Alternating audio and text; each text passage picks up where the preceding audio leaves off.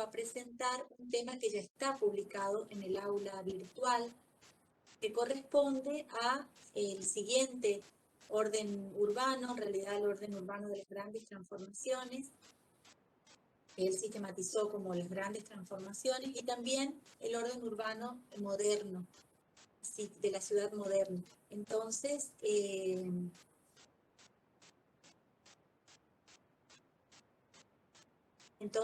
de todas maneras, como siempre, ustedes tienen disponible las clases, el aula virtual en la sección de esta clase, de este tema. También se agregó una bibliografía que a lo mejor ahora la puede comentar brevemente el doctor Barreto, que es la Carta de Atenas, ¿no es cierto? Un documento muy importante en lo que es, digamos, estructuración de los principios de la ciudad moderna, que fue un documento muy influyente. Así que tienen ese documento en el aula virtual que se agrega a la bibliografía que ustedes ya tenían para abordar los órdenes urbanos. Y también creamos un foro de debate donde van a participar por equipos, de la misma manera que el foro anterior, pero tiene una consigna más breve que es sobre las características de la ciudad moderna, los rasgos del orden urbano de la ciudad moderna, y está abierto durante toda la semana para que puedan ir respondiendo a medida que se van poniendo al día con la bibliografía, ¿sí?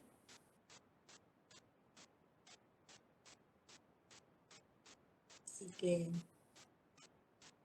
comenzamos. ¿Crees que comience, Andrea? Sí, me parece muy bien. Bueno.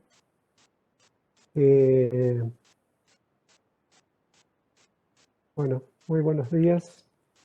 En primer lugar, Andrea, no sé si estás grabando. Sí.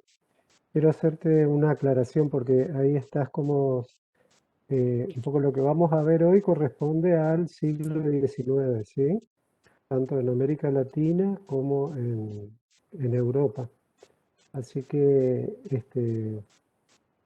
digamos, en las próximas clases abordaríamos un poco lo acontecido en el siglo XX y en referencia particularmente a la Carta de Atenas, ¿no? La clase que ustedes tenían para ver, y esto es algo que le quiero pedir, ¿sí?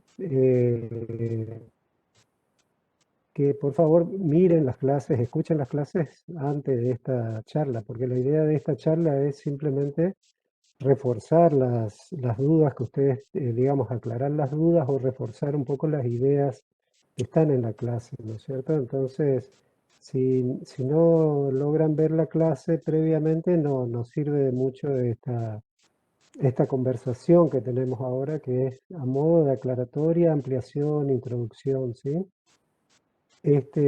Bueno, ya creo que hablamos bastante de la idea de orden urbano. Creo que ya quedó bastante aclarada la situación.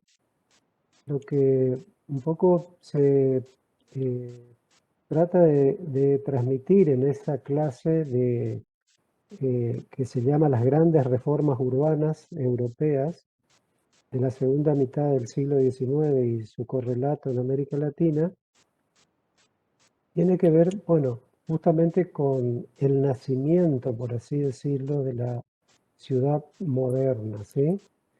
Ustedes saben que el modernismo es un movimiento que prácticamente se inicia en los albores de la revolución industrial desde el punto de vista conceptual, ¿no es cierto?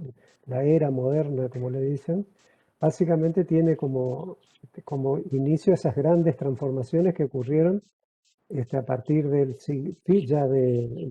fines del siglo XVII, XVIII, pero que llega a su pleno auge en el siglo XIX, fundamentalmente, ¿no es cierto?, en el contexto europeo, ¿no es cierto?, que es un poco donde siempre decimos nació la modernización o la modernidad y se expandió al resto del mundo, ¿no es cierto?, a través de las diferentes vías de expansión que tuvo el capitalismo, como fue el imperialismo, como fue la colonización, o como fue en muchos casos, este, la fundación prácticamente de nuevos espacios geográficos, ¿no es cierto? Caso concreto, por ejemplo, los Estados Unidos, ¿no es cierto? A partir de la expansión de Inglaterra. Bueno, pero un poco la clase de hoy lo que intenta es dar cuenta de una de de lo que nosotros llamamos emblema, ¿no es cierto? De uno de los eventos más importantes que marcaron el urbanismo moderno, como fue la reforma que se hizo en París a mediados del siglo XIX por el barón de Haussmann, ¿no es cierto? Vulgarmente y comúnmente se lo conoce como el Plan Haussmann. Ustedes ya habrán estudiado algo de esto probablemente en historia, así que a lo mejor tienen alguna idea, ¿no es cierto? Pero no es que solamente en París haya acontecido. Las grandes transformaciones estaban sucediendo en general en Europa, en Barcelona, en Inglaterra, en Londres, en muchos lugares de Europa estaban aconteciendo cosas similares, ¿no es cierto? Pero se toma como un paradigma prácticamente, muchos autores, Harvey entre ellos, han dedicado estudios completos a lo acontecido en París en esa mitad del siglo XIX, porque por el grado de profundidad de revolución que tuvo esas transformaciones y porque sembró como una especie de semilla de lo que debía ser la ciudad moderna y prácticamente gran parte del mundo comenzó a remedar por las acciones y las medidas que se llevaron adelante en París, ¿no es cierto? Para entender un poco ese orden urbano de forma integral, es decir, como concepto de orden urbano, nosotros siempre nos referimos a varias dimensiones, ¿no es cierto? Al plano económico, al plano cultural, al plano político de los grandes cambios que, que nos llevan a decir que hay un nuevo orden urbano, ¿no es cierto? Este orden urbano, que sería diferente al orden urbano medieval que vimos en la clase pasada, y el orden de inicios de la industrialización, eh, tiene sus características muy particulares que lo hacen convertirse en que lo podamos referirnos a él como un nuevo orden urbano. ¿Y cuáles son esas características? Bueno, eso es un poco lo que vamos a tratar de clarificar ahora. No son exactamente las mismas en América Latina que las de Europa, ¿no es cierto? Entonces, es importante entender que esa gran diferencia en primer lugar. En Europa, fundamentalmente, habían acontecido, como ya hablamos, enormes cambios culturales, ¿no es cierto? Con la crisis, la caída de este, digamos, de las ciudades medievales y particularmente de los regímenes, este, digamos, de tipo feudales, ¿no es cierto? Y el inicio de la revolución industrial, del capitalismo, de las primeras este, industrias que se asentaban en la ciudad y que provocaron todo ese éxodo del que hablamos, ya en el siglo XIX, digamos, lo predominante era fundamentalmente la enorme expansión que tuvieron las ciudades a raíz de ese proceso de industrialización y, en cierta forma, la gran crisis en las que estaban esas ciudades, porque el crecimiento había sido muy acelerado, porque eran. Ustedes se acuerdan lo que eran las ciudades medievales, ¿no es cierto? De callecitas angostas, digamos, no necesariamente estructuradas, muy densas desde el punto de vista de la vida cotidiana y a la vez también prácticamente sin ningún tipo de infraestructura, con enormes problemas de salubridad, enfermedades, pestes, y a lo que se le agregó la contaminación industrial, ¿no es cierto? Son muy característicos los retratos, los dibujos de aquella etapa, ¿no es cierto?, de las ciudades completamente contaminadas o enmohecidas, ¿no es cierto?, por el proceso industrial que estaba comenzando a suceder. Bueno, Entonces podemos decir que en lo cultural, un poco las características principales fueron ese acelerado proceso de, nosotros le llamamos de secularización, digamos, del predominio de la razón, de la ciencia, de la técnica, por sobre fundamentalmente el pensamiento, eh, digamos, religioso que predominaba hasta el siglo XVI, XVII, ¿no es cierto? Ya hay un claro predominio del pensamiento, fundamentalmente de la revolución de la razón, ¿no es cierto? Este, de esa, digamos, esa revolución que aconteció en el plano de las ideas y que colocó al hombre en el centro del mundo, ¿no es cierto? Que ya no era el hombre que estaba al designio de Dios, sino que era un hombre o un ser humano plenamente potenciado con capacidades de hacer tras Marx, Carlos Marx, haya sido el que mejor ilustró este cambio en lo que él llamó la potencia humana, ¿no es cierto? Esa capacidad que adquirió el hombre o la humanidad en sí, particularmente en el contexto europeo, ¿no es cierto? De sentirse realizador. Ya no era Dios el que hacía las cosas, sino el hombre con su ciencia, con su técnica, con su capacidad de modificar la naturaleza para sus bienes y para mejorar sus condiciones de vida, ¿no es cierto? Entonces, ese proceso de secularización significó básicamente que eh, el designio de las cosas estaba en manos de los hombres y de lo que los hombres podían hacer, ¿no es cierto? Y empoderados en la ciencia y en la técnica eran capaces de cualquier cosa. Es por eso que el mundo entra en una vorágine de transformación tan grande que en prácticamente 100, 200 años evoluciona desde el punto de vista del crecimiento de la población, de los sistemas de salud, de las infraestructuras, etcétera, etcétera, mucho más que a lo mejor en 3000 años de lo que había sido la humanidad previamente, ¿no es cierto? Fue un cambio cultural fenomenal. Entonces no es solamente que se inventa la industria, sino que hay una transformación de la mentalidad y del hacer humano y de la capacidad. El hombre descubre su potencia y su capacidad de hacer cosas, ¿no es cierto? Entonces, esas grandes transformaciones en el plano económico se, se expresan fundamentalmente en la nueva economía, en el capitalismo, ¿no es cierto? Y el capitalismo, entre otras cosas, eh, entre otros requerimientos que tenía para la producción, además de la industria, lo que necesitaba es fluidez en los intercambios, en el comercio, y eso para el traslado de mercancía, la venta, para la producción industrial, eso trae aparejada una enorme transformación del espacio. El espacio de la ciudad medieval era un espacio que debía tener barreras, debía estar controlado para la defensa, había que amurallar, debía estar lo más fragmentado posible. En el capitalismo el espacio tenía que ser lo más fluido posible.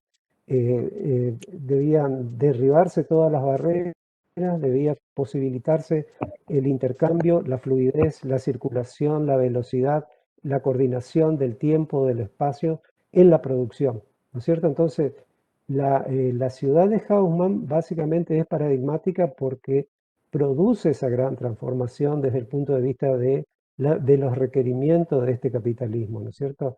Genera una ciudad completamente diferente, derribando todas las barreras que ustedes habrán visto las clases, ¿no es cierto? Abriendo grandes avenidas, abriendo bulevares, instalando infraestructura, colocando el ferrocarril dentro de la ciudad para vincular con todo el territorio, el traslado de mercancía, de trabajadores, el desplazamiento de personas, todo eso forma parte del capitalismo y del nuevo espacio que el capitalismo requiere. Entonces, la concentración de población, el desarrollo de las industrias y la planificación de las nuevas ciudades en función de los requerimientos del capital son un poco lo que van a generar este nuevo urbanismo y por eso decimos que ahí nace la ciudad moderna, ¿no es cierto? Porque nace la ciudad de la economía capitalista y la que va a servir un poco de paradigma para el resto de las ciudades. Y hay una cuestión central y fundamental asociada a esto, ¿no es cierto? Porque el capitalismo había surgido un poquito antes, digamos, con la revolución industrial, en los inicios de la industrialización, en el orden urbano anterior, ¿no es cierto? Pero hay algo que acá se va a distinguir, que son los cambios políticos. ¿Y cuáles son los cambios políticos? Bueno, ya definitivamente la abolición de las monarquías, de los reinados y la aparición del Estado, ¿sí? Fundamentalmente del Estado-nación. El Estado como figura política, ordenador de los intereses económicos de las burguesías nacionales, ¿no es cierto? Entonces, si bien va a haber un conflicto obrero-patronal muy fuerte en torno a mejorar las condiciones de vida de los obreros, el Estado va a aparecer como un mediador muy fuerte en el desarrollo de esta nueva economía, ¿sí? Entonces, la planificación es una planificación fundamentalmente pública, es una planificación llevada adelante por un gobierno. En este caso lo lleva adelante el barón de Haussmann, que era el intendente de la ciudad de París, ¿no es cierto? Pero un poco muy articulado con lo que requería Napoleón Bonaparte, que era el presidente de la República, ¿no es cierto? Entonces, este nuevo orden político del Estado organizando el espacio, el tiempo y todos los dispositivos necesarios para que funcione la nueva economía y a la vez corregir los enormes problemas que causaba el capitalismo liberal, digamos, de máxima explotación de los trabajadores en los inicios de la industrialización, son los que van a generar esta nueva ciudad. Esta nueva ciudad, entonces, es pública, es generada por el Estado, a partir de adecuar los territorios para la economía, ¿sí? La economía privada, la economía liberal. Esto es importante porque esta ecuación es la que va de ahí en más seguir para adelante de esta manera, ¿no es cierto? Eh, Desde el punto de vista político, gran parte de las intervenciones de Haussmann era corregir los conflictos políticos que había, ¿no es cierto? La ciudad estaba muy llena de conflictos entre obreros, patrones, y esto acontecía prácticamente en toda Europa, fundamentalmente por los pedidos o los reclamos obreros de mejora de las condiciones de vida, ¿no es cierto? Entonces, el Estado se propuso, por un lado, digamos, solucionar estos conflictos a través del urbanismo específicamente.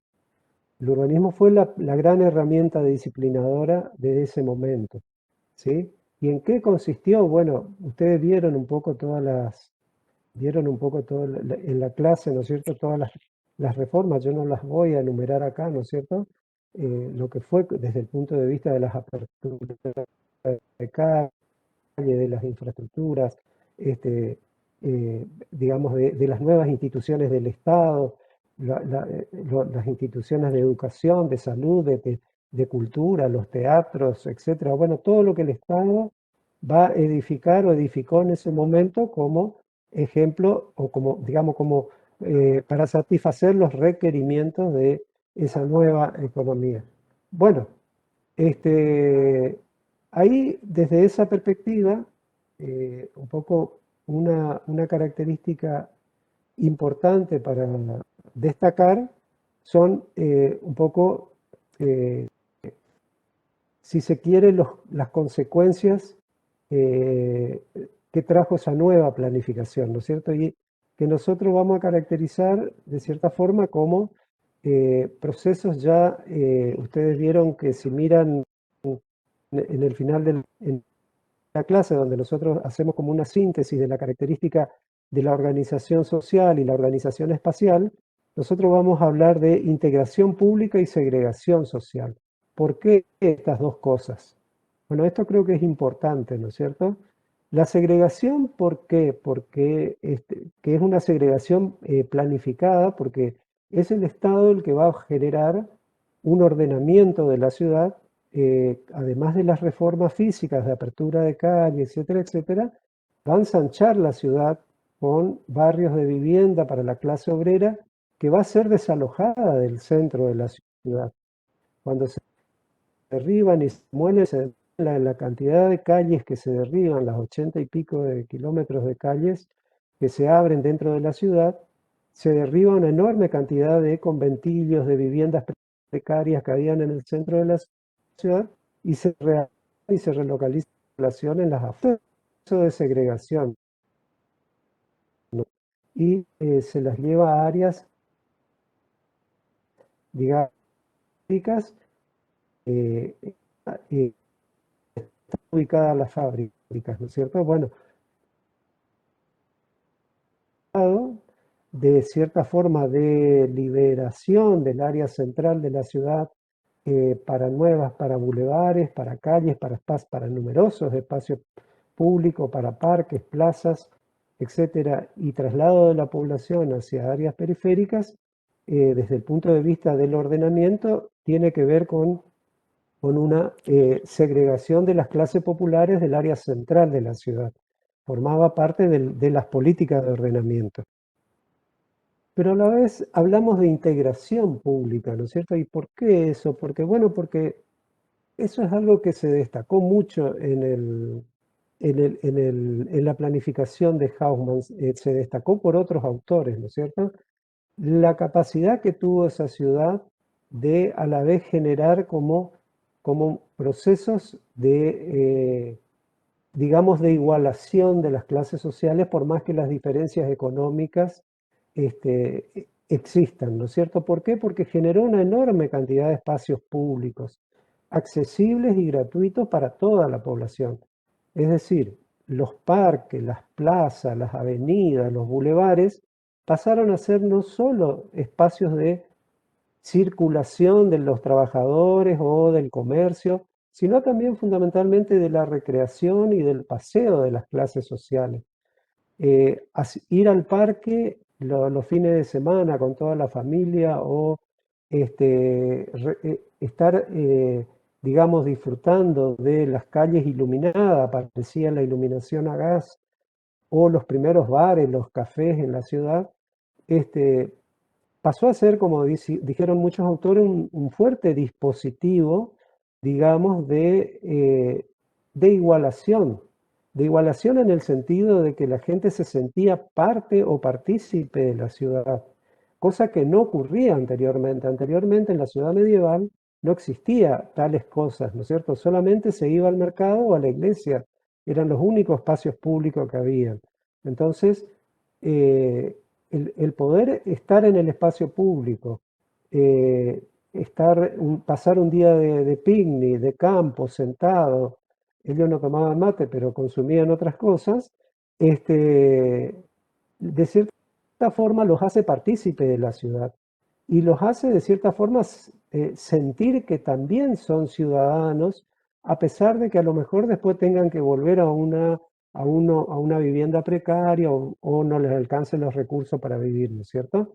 Esa, eso está muy bien retratado en, en varios poemarios del siglo XIX y particularmente, digamos, en las obras de autores como Max Weber o los estudios nuevos que se hicieron por ejemplo, los de Harvey sobre la ciudad.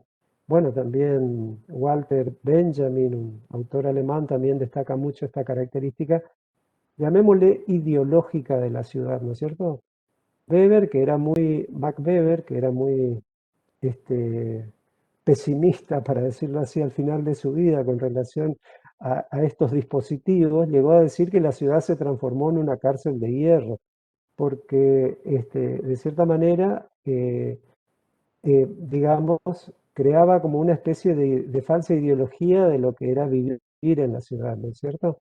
O una creencia de igualación cuando en realidad la ciudad lo que de cierta forma ofrecía era como una especie de distracción o que construía bueno, todo eso se discutió en el siglo XIX. Hoy, por supuesto, para nosotros es algo de todos los días, ¿no es cierto? Entonces, este, ¿qué se, qué, ¿qué quiero remarcar acá, no es cierto? Fundamentalmente esta dimensión, no solo entonces económica, política o cultural que trajo, sino particularmente también esta cuestión casi ideológica de lo que pasó a ser la ciudad moderna, ¿no es cierto? La ciudad a partir del siglo XIX. Entonces, el espacio público, que va a ser la gran distinción, es lo que va a generar esta idea de integración social, ¿no es cierto? A pesar de que las diferencias, por eso se dice que se iguala en el espacio público y las diferencias se trasladan al plano privado. Las diferencias pasan a la vivienda, pasan a la vida privada, ¿no es cierto? A diferencia totalmente inversa de lo que era la ciudad medieval. En la ciudad medieval el que tenía dinero tenía su carruaje, estaba muy bien diferenciada la clase en el espacio, digamos, lo que podría ser el espacio público, en la plaza, en el mercado. Es más,